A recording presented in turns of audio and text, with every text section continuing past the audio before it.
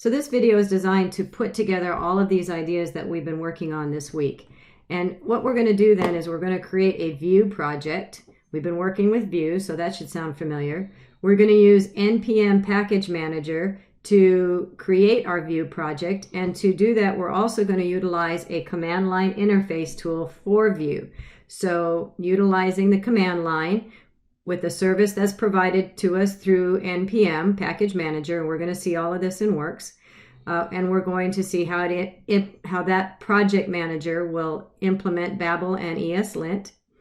We're going to use NPM to build out our static assets. And what that means is to compile all of our assets into something that a hosting service would understand in order to host our web page that we're creating, our website that we're eventually creating here. We're going to utilize GitHub to store our project on a remote repository. And then we're going to utilize a hosting service where we're going to deploy all of our static assets so we can publish our web page. So let's see all that in action. All right, so the first place we're going to start is I did a search for Vue CLI. And so this is a command line interface tool that allows us to what we'll call wire up or start up a Vue project. That's going to look a little different than what we've done before, but it's also a great lesson for us. So Vue CLI, and then it says get started. So I'm going to do get started, and then I'm going to scroll down here to installation, and we should see something that looks very familiar to us now, hopefully. Npm, so we're going to use our package manager to install, and we need to install this at Vue/CLI, and we're going to install it globally, so it should be something you only have to install one time. And so we're going to put this, I'm going to copy it and pull this aside and pull in my command prompt. And you would just put this into your command prompt and hit enter. I've already done it, so I'm not going to do it again because it takes a while to install. But once you finish that install and you've hit enter and you've run through all of the scrolling that it happens, you should then be able to type in Vue -- version. And so once you've done that, and again, it's a one-time install, you should always have it available to you. So go ahead and do that. And then the next thing you're going to do is we're going to create a new project. And so what we'll do is I'm on my desktop. So I'm going to type in Vue create, and I'm going to call this project Vue app. Now, for all intents and purposes, it's best to just keep it all lowercase and no spaces and no extra characters or anything. So that's why I did Vue app. And then the first thing it's going to ask you is, there we go. It's going to ask you, it knows that I already did it. So let me say overwrite. Probably shouldn't have done that. Okay, so let me pause this video. I'm going to erase that directory. I'll be right back so we can see how this works. Hang on just one second. Well, rather than erasing it, I can just create a different one. So let's do something different. We'll do a, let's see, Vue create a new Vue app. How's that? Maybe yours is just Vue app, but I'll do mine as a new Vue app. All right, and so then we get this option, which is what I was expecting. And so right now I have an option, and this looks kind of confusing at first. It says pick a preset, use arrow keys. And so what it's wanting to know is what tools do I want to use on this project? And we had a video that talked about Babel, which is converting all of our more current ES6 or above JavaScript that browsers don't understand. So Babel is responsible for compiling that and making it user-friendly for a browser. So do we want to use that tool? Yes. And the other tool we want to use is the ESLint. So that's fine. And so it's asking us to use our arrow to choose between other options or choose this preset, as they call it. And the preset is what other tools do you need to make this project work? So when you compile it and try to push it to a host, in other words, to publish your website, that browsers will understand it. So the answer, I'm just going to hit yes because that all seems good. And then it's going to take some time to install. So I'm going to put this on pause while it installs, and I will be back when it's finished. Okay, that did take a while, so probably best I didn't play the Jeopardy music while we were running this, but we're good. All right, so then notice that there is a new command, Npm Run Serve. That's something that's going to serve us well shortly. But before I do that, let me navigate into the folder that I just created. So I'm on the wrong monitor there. So cd space, and then we'll do, what did I do? A new, I don't remember how I spelled it, so I can hit the tab key. There, that looks familiar. And then I'm going to hit enter. And then I'm going to use Visual Studio Code. So I should be able to type in code and period, and it's going to pull up Visual Code for me somewhere. And it does on my other monitor. So I'll pull that over so we can see it. But I also want to point out this Npm Run Serve. And so let me just type in Npm Run Serve and see what that does for me. So things spin and things are happening. Don't know what yet. Now I have to play the Jeopardy music. This shouldn't take too long. There we go. And so then it lets me know that it started up a server for me. So now I have a server on my local machine. So it's not being served elsewhere. I can send requests to it as if it was, and I'm doing it right here on my local machine. So if I click, obviously it's not available on the internet yet, but at least it will behave like it would on the internet. So I have a local server. So I should be able to right click on that, but I'm not. So what I'll do is I'll pull in a browser. I will pull in a browser. I will pull in a browser window. There we go. And if I type in localhost and then the port is 8080, localhost 8080, spelling is a problem. Okay, then what I'm getting is, in fact, the application that was created on my behalf. So this is a full-blown Vue app with some kind of a template that was started for us already, so we know it's ready to go. And then we'll work on this in the next lesson. But for now, I'm just going to take the default of this web page as if I had created it, and we're going to run with this. So I'm going to put that aside for the moment, and I'm going to close this out for the moment, because remember, I can control backtick or choose View and Integrated Terminal. View and Terminal, I guess on this one, depends on your View Terminal, and I have what I need available here. So let's look at what we have going on. Looks like there's a Git Ignore. So if I do Git status, remember we did that, Git status, I should have, it looks like I'm under Git's watchful eye, and there's nothing that needs to be committed. Everything has been committed, and it's waiting for us to do some work. So our working tree is clean. All right, let's look at this package JSON file. Okay, remember that the package JSON file is created when if we had done this all manually, we would have done something like npm init, and then it would have prompted us with a whole bunch of questions. It would have then created this JSON file for us, and then there's obviously a lot more things that are included in this particular package, a lot of dependencies. So let's look at what we have here just for a learning curve. First of all, we have these scripts, and remember we just saw that script where we saw that we could do npm, and then it said serve. We did npm serve. Well, it turns out that scripts are things that we can write that can run a bunch of command line commands for us, but shortens it up a little bit. So when we did npm serve, what was really being done on the back end is this particular code was being written here in the command line. So it would have been synonymous with us typing in Vue, CLI, blah, blah, blah. So there are scripts that are available to make our lives a little bit easier. You can put in whatever's here, but these are shortcuts. We're going to be using this build here shortly. That's going to build out our assets. So we'll look at that in a little bit.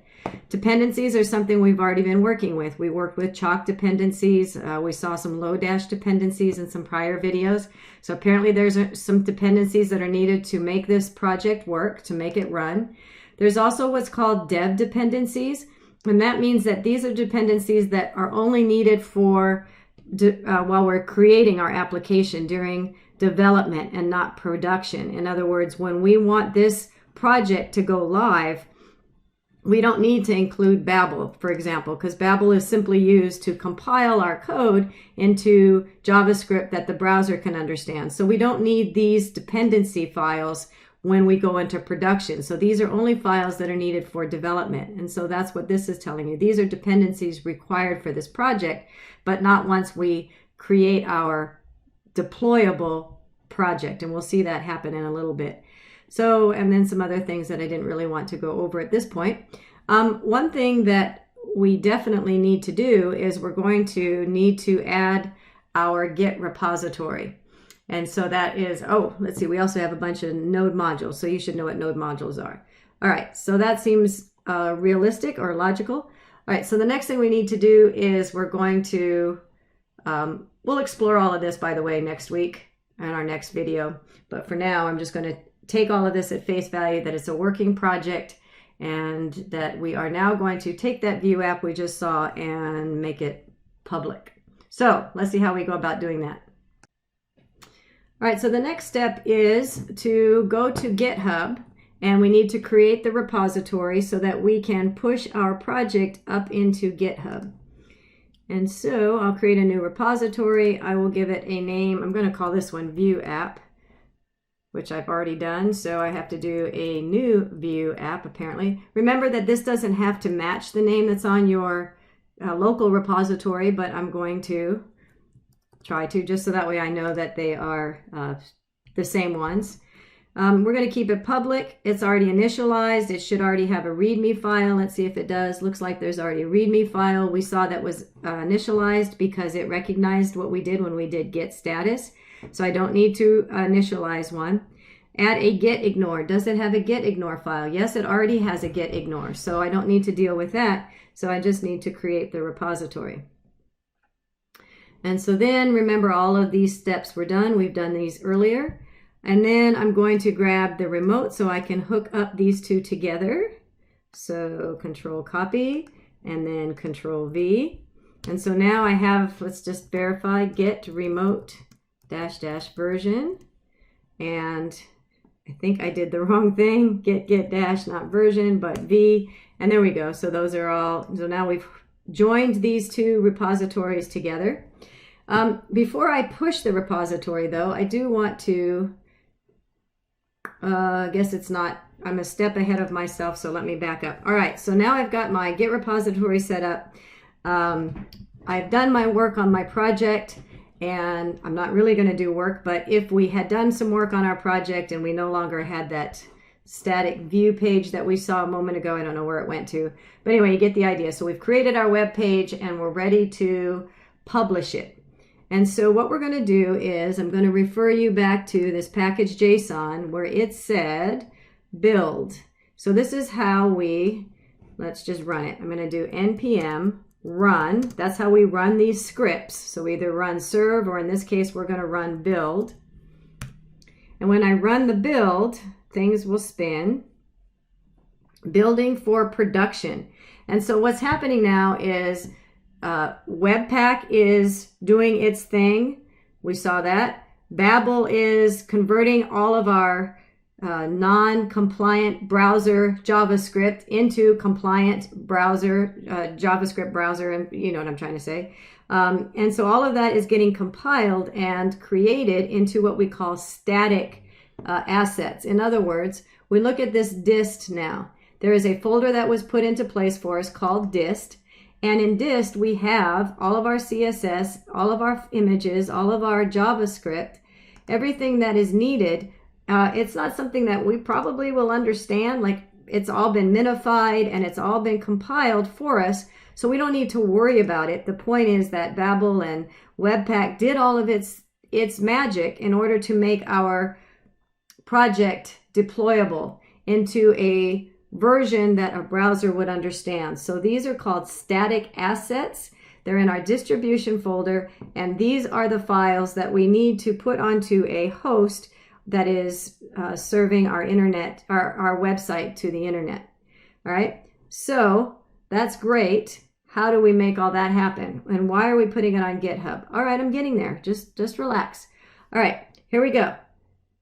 First thing I want to bring your attention to before I push this to GitHub is on Git Ignore, one of the folders that Git Ignore is including is the dist folder, which is not really what I want. I want the dist folder to get pushed into my GitHub repository. And I will show you why in a moment. It has to do with us using the service that's going to deploy our website. We're going to deploy our website to. But let's do that in the short run. I'm going to erase that from the Git Ignore. You can see that I'm getting untracked changes. So I'm going to run all of that again. So we're going to do git add asterisk.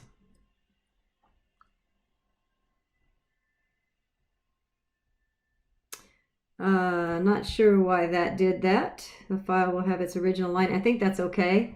Where am I going? Git add. I got confused by that error message, but I think it's okay. Git commit. And I modified the Git Ignore file. Okay. And I should be good to go there. I think I should be good, but just to be double sure, I'm going to recompile my distribution folder one more time just to make sure all is well. Run build, and it should be good.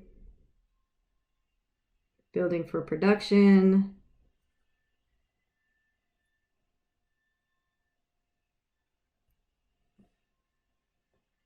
And it looks like I'm good to go. All right, so next thing I'm going to do is find my GitHub link again.